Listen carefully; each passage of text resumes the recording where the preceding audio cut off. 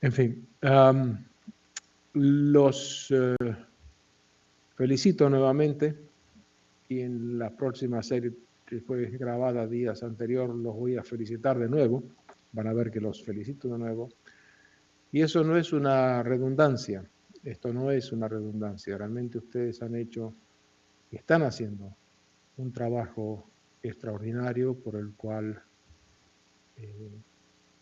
admiro y me enorgullece ser parte del mismo y me enorgullece también ser parte de la UNAM y me enorgullece también mi relación y amistad con el doctor Freddy Benar Mejía y con el doctor Manuel Pedrosa Pacheco.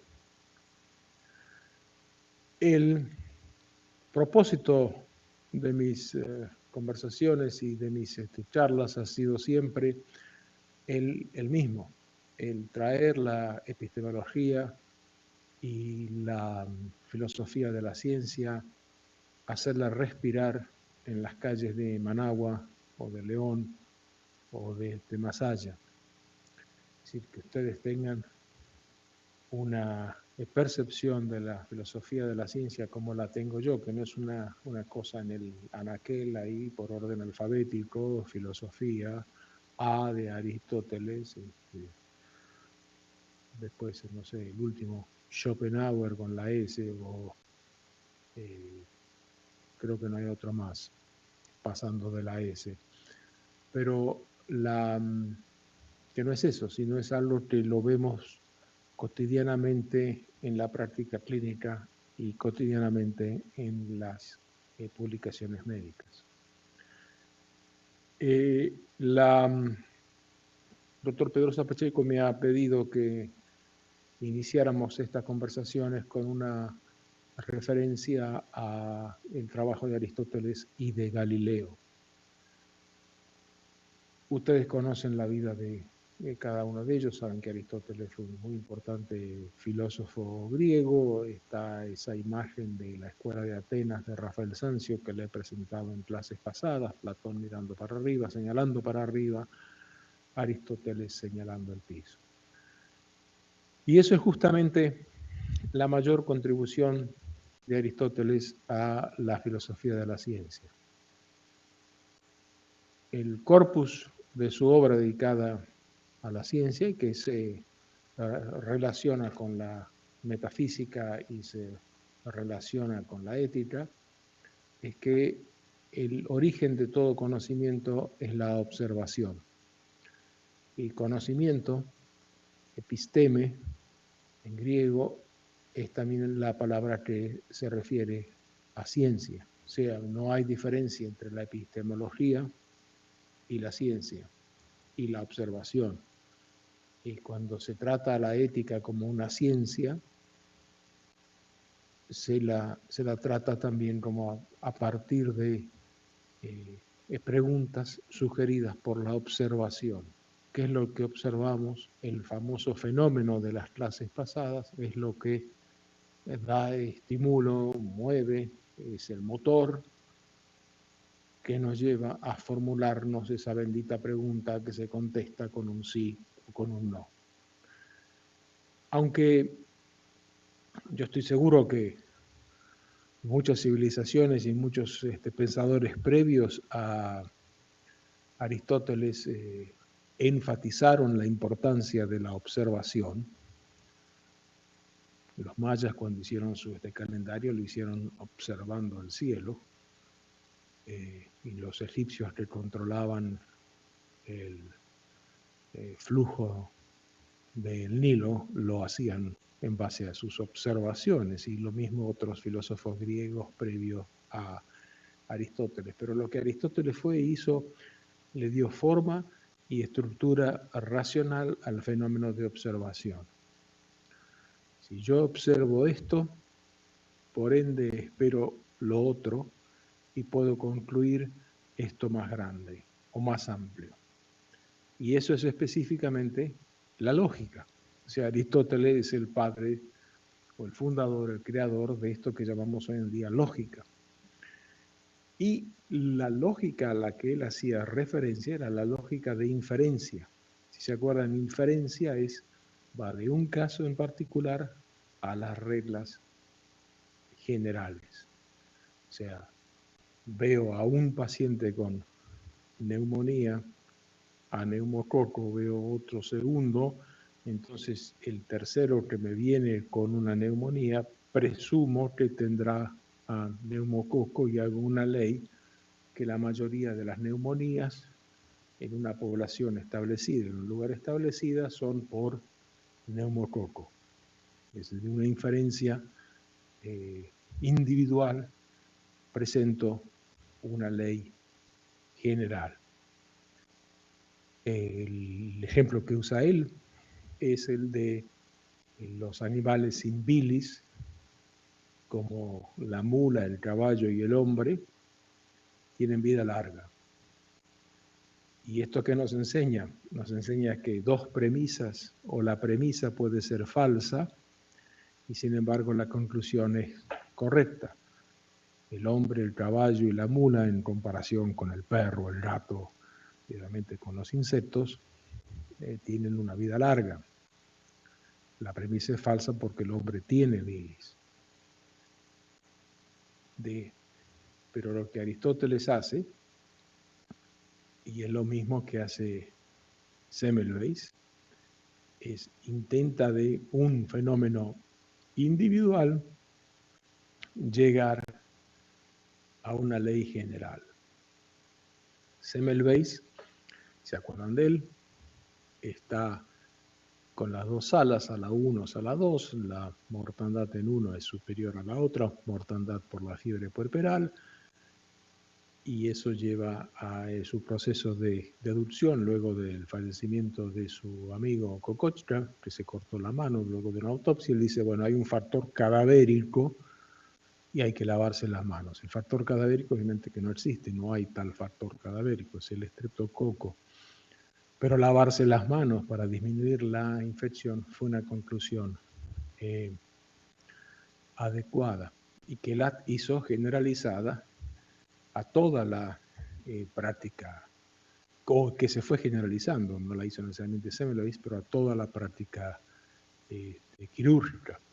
O sea, la contribución de Aristóteles a el pensamiento filosófico, a la ciencia, al episteme, a la teoría del conocimiento, es decir, de un elemento individual, yo puedo concluir una ley general,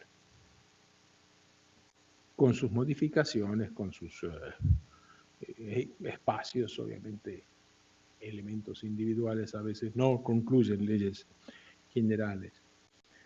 Pero, sin ir más lejos, ustedes, en todos los trabajos que me mandaron, los 13 trabajos que he recibido, que serán analizados en este medio, todos ustedes usan una lógica aristotélica.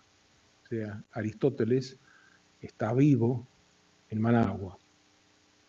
Ustedes están usando su proceso de pensar, sabiendo que puede ser que, otra vez, empiezan de premisas falsas, pero pueden llegar a una conclusión correcta, y pueden empezar de una premisa falsa y llegan, o pueden empezar de una premisa correcta, perdón, y llegan a una conclusión falsa. Aristóteles con el cerebro, él tocó un cerebro y lo notó frío, tocó el corazón de ese animal, quizás del mismo, y lo notó caliente.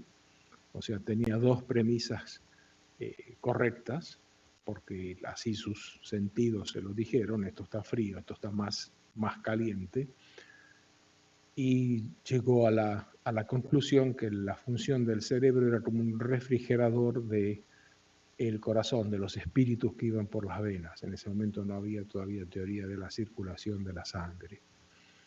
O sea, el cerebro era el termostato del cuerpo, de los espíritus del alma, una teoría absolutamente falsa. Y que sin embargo, 200 años antes que él, Alcmaeón, usando la misma sistema de observación y algún proceso lógico, él vio que los sentidos se congregaban o se concentraban en el cráneo, ¿no? Inclusive el gusto, oído, vista, olfato, tacto. Tacto cuando uno toca la cara. Y entonces dijo, bueno, debe de haber esa sustancia que está dentro del cráneo, debe ser la sustancia del sentido común. 100 años después y 100 años antes o 80 años antes que Aristóteles, Hipócrates dice que todas nuestras pasiones y pensamientos están centrados en el cerebro, pero sin embargo en el año 300 y pico, antes de nuestra era, antes de Cristo, Aristóteles dice, no, el cerebro es el refrigerador. Lo que los otros no hacen, porque no lo convence Almaeón o no lo convence Hipócrates, si es que él leyó sus opiniones, es porque ninguno de ellos dos hacen la segunda contribución de Aristóteles a la ciencia, que es la capacidad de abstracción. Hace una inferencia lógica y después esa inferencia lógica, cuando la universalizamos, abstraemos. Una neumonía a neumococo, es una neumonía a este neumococo en Managua, en Berlín o en Singapur o en Ciudad del Cabo. Es lo mismo. Hace un concepto de abstracción.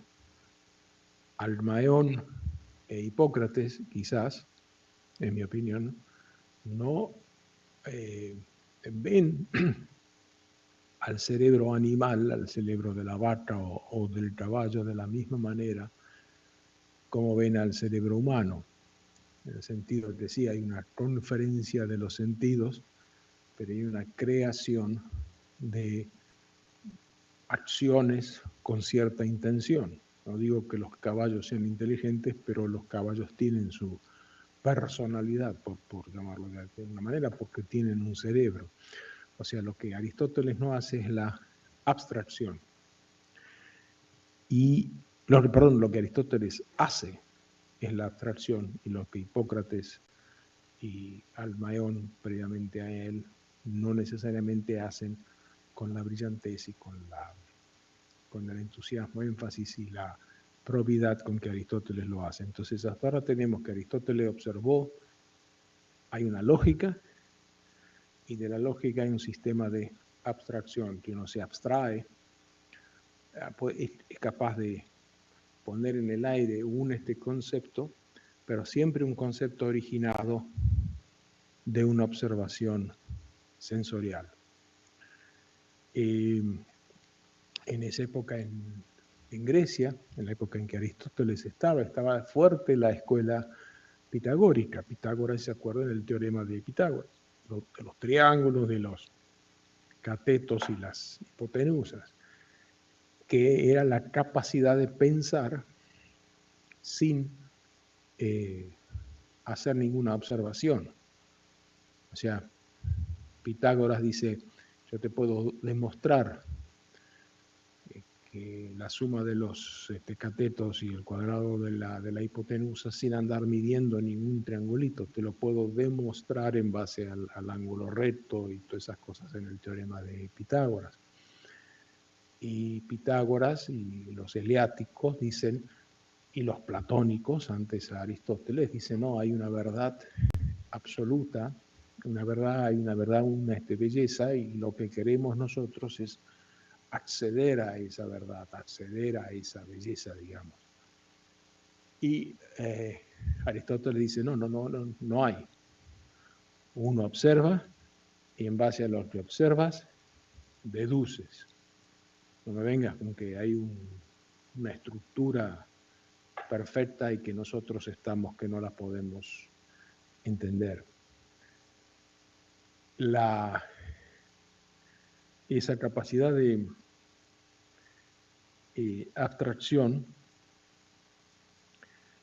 es la que ustedes usaron ahora cuando yo dije que mi misión era traer, o que yo sentía que mi misión en este curso era traer la epistemología y la filosofía viva a las calles de Managua y León.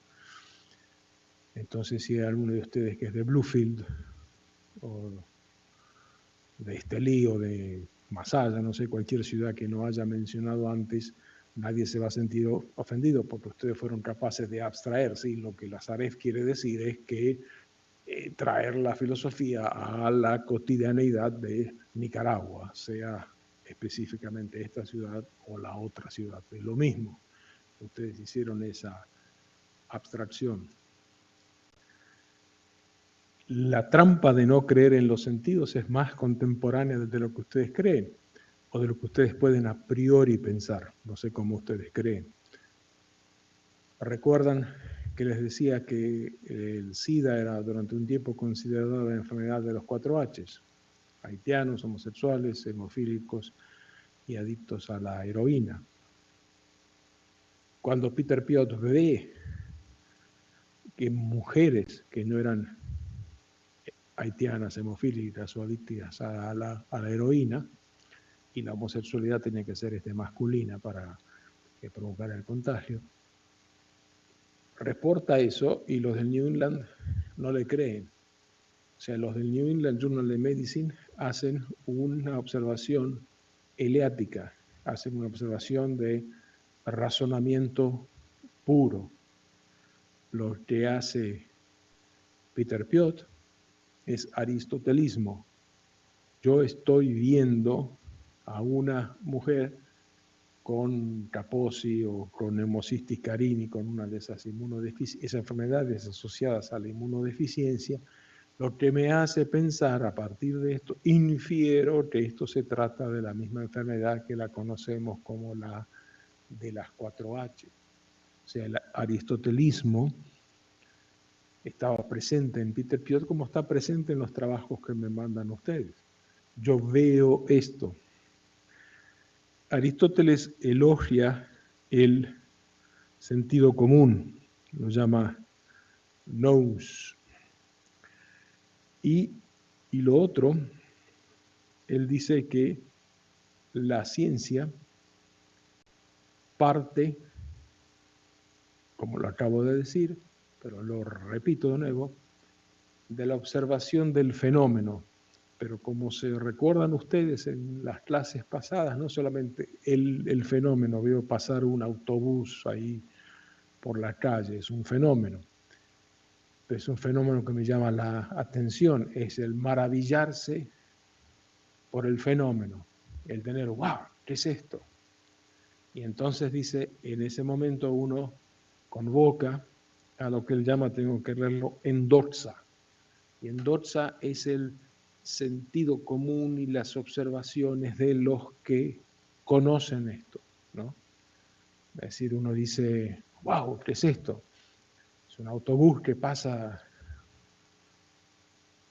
tirando humo. Y uno que con la endorsa de uno le dice, bueno, en Managua todos los autobuses tiran humo, o a la inversa. O sea, uno se maravilla con el fenómeno y después va y consulta a los que más saben. Como verán, y para continuar con lo que digo en las clases 2 y 3 de esta serie, clases que fueron grabadas hace una semana atrás, yo insisto con el trabajo de ustedes sobre leishmania, sobre leishmaniasis. Ustedes ven y dicen, wow, es una leishmaniasis, pero es una leishmaniasis. Van a la endorsa y buscan para confirmar esa representación. Otra vez, no sabemos cómo hicieron la deducción lógica los mayas o la deducción lógica de los egipcios. Quizás usaron una forma de inferencia lógica, quizás no se sabe. Y no hay maneras de saberlo, por desgracia. Pero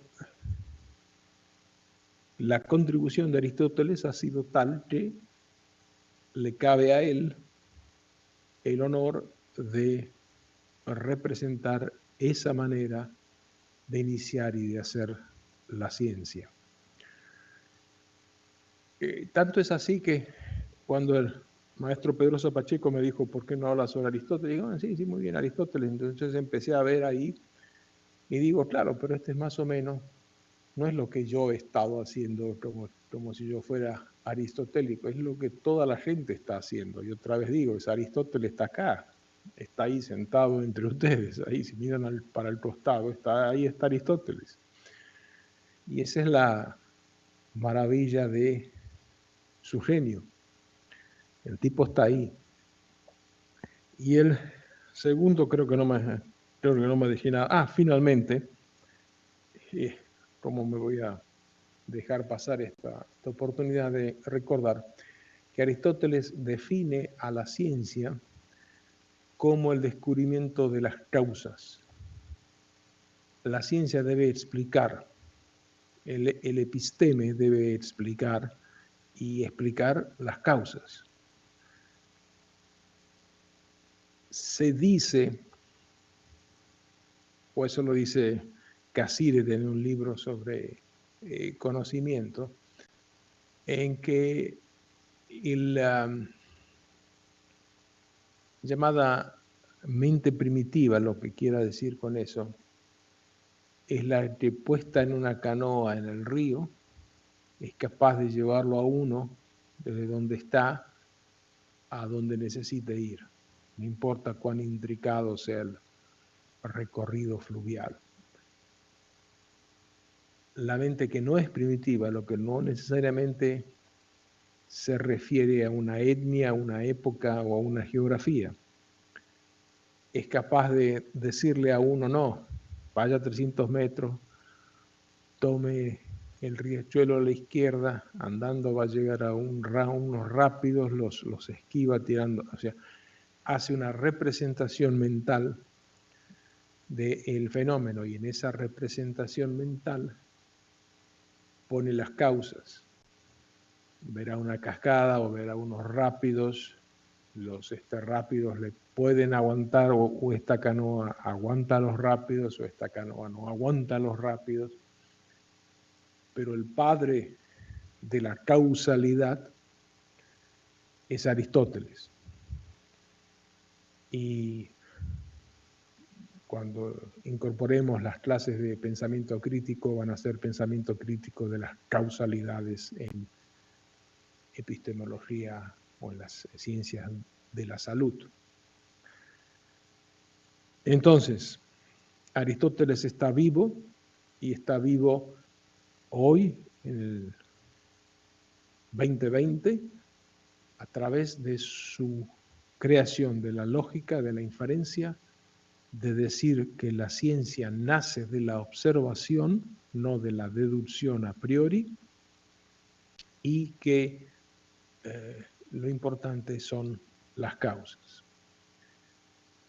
Y el segundo científico que me pidió el doctor Pedrosa Pacheco que trabajara brevemente con ustedes es Galileo Galilei. Ustedes conocen Galileo Galilei, sus problemas con la Iglesia Católica por insistir que la Tierra giraba alrededor del Sol o que la Tierra giraba. Eppur si muove, todavía se mueve. Y esa es la contribución de Galileo a la ciencia o al pensamiento científico, sino la geometría o el cosmos, el movimiento, no. Su contribución al pensamiento científico filosóficamente es el siguiente. Él estudió el movimiento. El movimiento hasta ese momento, aunque parezca mentira, se asociaba a el espíritu divino que hacía mover las cosas, o las cosas se movían de manera aleatoria. Y él dijo, no, las cosas se mueven de acuerdo a leyes de la caída de los cuerpos, leyes que años más tarde Newton daría la forma en una fórmula matemática de la gravedad. Y Galileo trabaja esto en base a experimentos en el plano inclinado, porque las por qué una bola rueda hacia abajo y no rueda hacia arriba. Las geometrías y el supuesto experimento en la Torre de Pisa de arrojar dos elementos de peso distinto, de masa distinta para ver cuál llegaba antes, en fin. Pero él parte con esa concepción que dice, vamos a estudiar algo que la Iglesia Católica dice que no, o que la explica de una manera metafísica, espiritual. Vamos a estudiar el movimiento. ¿Y cuál es el paso? La gran contribución de él estudia el movimiento con una bolita sobre plano inclinado, estudia el movimiento y la caída de los cuerpos, supuestamente, porque hay gente que dice que no lo hizo en la Torre de Pisa, pero no importa, esos son detalles. Y las leyes que él entiende del movimiento de la bolita en el plano inclinado, él las interpreta como las mismas leyes que mueven los astros. Si hay un movimiento, si se mueve el Sol, también se mueve la Tierra. Si se mueve esta bolita, también se mueve el Sol. La universalidad de las ideas, todos somos uno,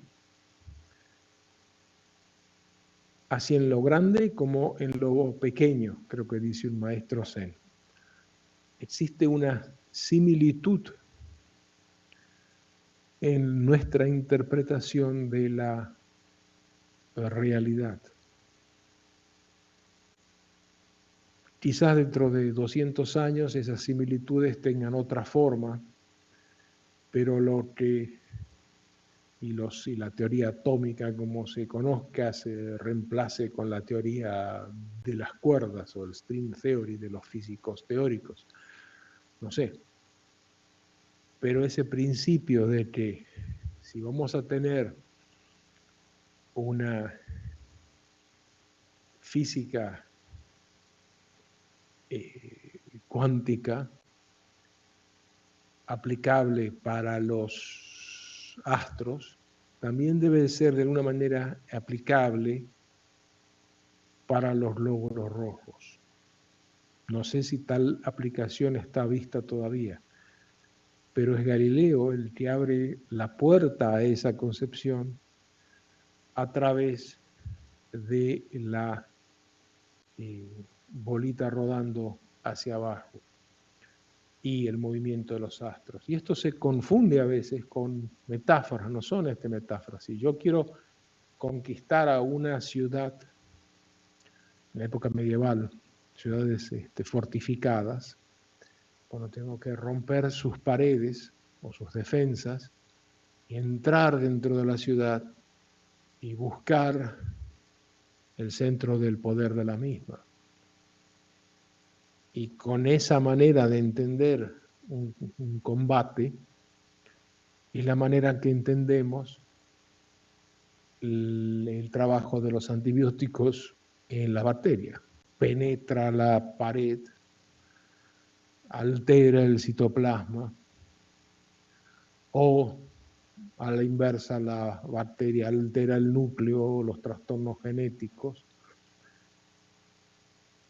Construimos nuestras realidades en base a una concepción universal de la realidad, sea biológica, física, no hay diferencia. Eso es lo que Galileo quiere decir, quizás quiere decir, es mi interpretación, con la circunstancia de todo es universal, un concepto absoluto universal. Y Galileo es el que insiste con que debe haber un método de experimentación. Aristóteles nunca experimentaba, él veía, esto va así, nunca probó modificar un elemento para ver qué pasaba. Galileo no decía, no, hay que experimentar. Quizás él concibió la velocidad de la rodada de la bola esférica en el plano inclinado con una cierta distancia, pero la comprobó. Einstein hizo su teoría de la relatividad, pero fue comprobada en 1912, creo, por Maxwell, cuando vio que de un eclipse la deflexión de los rayos solares de la luz es un experimento bello, pero que no lo puedo explicar ahora, pero fue comprobada. La teoría de las cuerdas de los físicos teóricos todavía no ha sido comprobada. Tanto es así que la teoría de la relatividad, al haber sido comprobada, dejó de ser parte de la física teórica. Retomo entonces, Galileo, en su concepción, representándose ante una sociedad dominada por el pensamiento teológico de la Iglesia, él dice, podemos pensar, tenemos que comprobar, y las leyes son universales. No importa si la Biblia dice que el eje es en la Tierra gira alrededor del Sol. O sea que la Tierra se mueve, que la Tierra gira alrededor del Sol, también lo había dicho Copérnico. Pero la teoría del movimiento es lo que pertenece exclusivamente a Galileo. Entonces, ¿qué tienen que ver Aristóteles y Galileo con el trabajo que hacen ustedes en su graduación? Tienen que ver en el sentido que, y ya me repito y pido perdón si los molesto con estas repeticiones, pero que tienen que ver los dos en sus genios. Todo empieza de una observación. Y Galileo dice, sí, pero toda observación te lleva a una teoría, pero comprobá esa teoría. Hacer el experimento, o sea, la experimentación empieza con Galileo. Después se irá con Barnard y Claude Barnard y bueno, ya luego se van las ramas médicas, pero experimentaron. Observación, experimentación. Aristóteles dice, quiero la causa. Y Galileo dice, quiero el mecanismo. Buscando el mecanismo, él más o menos llega a la teoría de los cuerpos que caen. Pero no importa, es el mecanismo.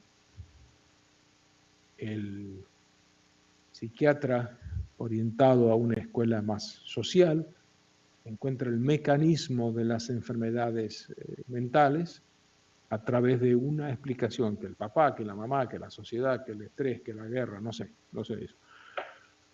Mientras que otro psiquiatra teniendo al mismo paciente con esquizofrenia, por ejemplo, dice no, es la dopamina que sube, que baja, o los neurotransmisores, o la serotonina, o el tronco encefálico, no importa. Los dos cumplen con una tarea de dar una causa, pero causa la explican más con el mecanismo. Demandar la causa, que parece tan cotidiano, es de Aristóteles. Demandar el mecanismo es de Galileo.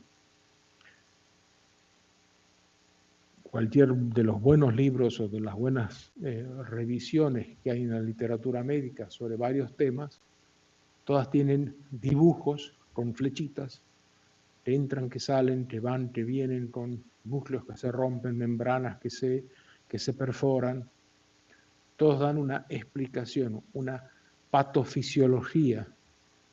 Y ese sistema de patofisiología, que decimos, no, pero hoy está en todas partes. No, eso está desde Aristóteles, pero más cerca desde Galileo. Ya tengo que terminar, otro sistema, otra manera que vamos a ir trabajando brevemente en estas 12 clases, y lo hago en una de las clases que siguen a esta, es agarro el último ejemplar del New England Journal of Medicine, a pesar de sus fallas, es la mejor revista clínica, y al azar, este llegó ayer a mi casa, es el número del 30 de enero, y agarro al azar cualquier artículo, y a ver cómo Aristóteles y Galileo, y a medida que avancemos en otros filósofos, vamos a ver cómo Aristóteles, Galileo, Canguilhem, Fleck, Kuhn, Feyerabend quizás, están presentes en estos artículos. Y agarro al azar este que dice tratamiento conservativo versus intervención terapéutica para el neumotórax espontáneo. Es un trabajo hecho en Australia, en Perth. Y empiezan de una observación. Dice la literatura, dice que el tratamiento conservativo de un neumotórax espontáneo no es peor o es tan bueno o es mejor que andarle perforando el pulmón, el tórax y la pleura al individuo, que hay que dejarlo así tal cual está. Y ellos arrancan de la hipótesis que quizás el tratamiento conservativo va a ser mejor que el otro. O sea, empiezan de una observación. Alguno habrá observado, van a Ledoza, buscan y dicen, sí, ¿no? Mirá, mucha gente busca esto. ¿Y qué hacen? Buscan y agarran 316 pacientes, 154 en el grupo que le hacen tratan el neumotórax y 162 con el grupo conservativo. Después, ¿cuáles son las características de los factores de los pacientes? Es decir, edad, género, altura, peso, el índice de cuerpo del Body Mass Index, la duración de los síntomas, el tamaño del neumotórax, el lado del neumotórax, la frecuencia cardíaca, la frecuencia respiratoria, la saturación de oxígeno, un score o un grado de dolor de este pecho, un grado de disnea, si fuma o si no fuma, y después, ahí está, eso. O sea, y luego miran cuántas veces el drenaje, cuántas... esto lleva un segundo mensaje que lo voy a decir más adelante. ¿Y qué hacen ellos? Encuentran que no hay tanta diferencia, que no encontraron lo que pensaban que iban a encontrar. Entonces, cuando empezaron pensando en un fenómeno que se maravillaban, encontraron que no, tal maravilla no tenía mucha justificación. Y eso es lo que es el fenómeno que los impresionó más, como dice Aristóteles. Y toda la discusión del trabajo es por qué no encontraron lo que pensaban encontrar. Y se echan la culpa a ellos. Dicen, bueno, nuestro trabajo tiene mayores limitaciones. Casi toda la discusión, que no es mucha, es una columna acá y dos columnas acá. Y toda la discusión es la sorpresa por no haber encontrado lo que esperaban encontrar y por qué creen que no la encontraron. Ahora bien, y esto ha sido publicado, es el artículo principal en el New England Journal of Medicine. Han usado Aristóteles y han usado Galileo. Han usado Aristóteles porque observaron un fenómeno y lo quisieron experimentar, pero después observaron un fenómeno que es el no haber encontrado lo que pensaban encontrar. Entonces, ¿qué hacen? Buscan la causa. Y con la causa explican el mecanismo de lo que no encontraron. Aristóteles y Galileo están vivos en el New England Journal of Medicine del 2020, el enero 30. No un artículo del año 50, no, un artículo que llegó ayer a mi casa. La pregunta que les hago, con inmenso cariño y con confianza, es ¿por qué y ahí pongan el explicativo o la palabra explosiva que quieran. Este mismo trabajo no se puede hacer en el Berta Calderón. ¿Por qué no se puede hacer en el Lenín Fonseca, en el Edora? No sé. Y no conozco más nombres de hospitales. 2 grupos de gente, obviamente no lo hagan sobre neumotórax, o háganlo sobre neumotórax. Quizás en los pescadores tienen una vida más sana o, no sé, una capacidad pulmonar mayor, si es que nadan, no sé. El neumotórax espontáneo no debe de ser tratado agresivamente, no sé. O los pacientes con cáncer. ¿Cuál es el hospital de cáncer? Alberta Calderón, ¿no? Pacientes con cáncer ahí que no hay que hacerle necesariamente la punción para curar rápidamente el neumotórax espontáneo. Lo hacen esto, por eso leí las características de los pacientes, los hacen sin ninguna tecnología especial. Frecuencia cardíaca, ¿no?